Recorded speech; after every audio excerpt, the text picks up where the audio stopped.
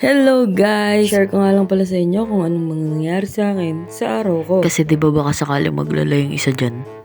Kung ang weekend sa inyo ay pahinga, sa amin hindi pa pwede Eh yun. kung hanggat kaya mga magtrabaho ng 24 hours, di ba? Why not? Gumagawa nga pala ako niya ng order ng Queen Chili. Tapos, kinabukasan, meron nga palang nagpabook sa amin ngayon, 75th birthday. Alam niyo ba guys, madali lang tignan yung pagpapotobot or yung ginagawa namin. Pero nakakapagod rin. Oh, hindi sa nagre-reklamo ako Share ko lang kasi. Kasi, para sa amin, ito yung nakakapagod. Pero gusto namin. Kumbaga ginusto nyo yan panindigan nyo. Nga pala guys, huwag niyong kalimutan na magpabook na kayo sa amin bare months ngayon. Check nyo yung page namin, naka-promo kami ngayon.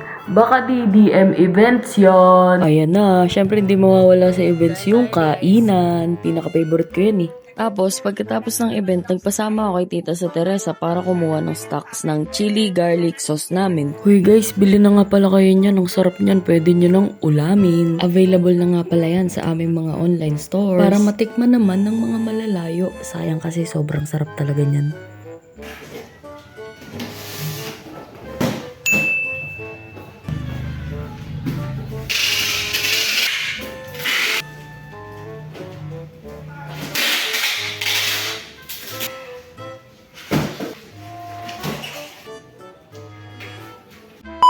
Ang nakakapagod.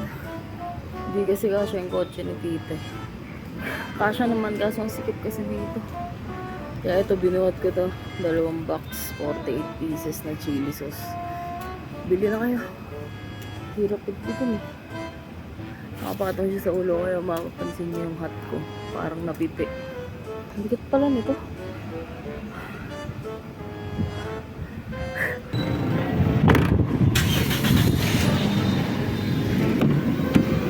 Pagdating naman sa bahay, pinagbuhat ng drum aray ko.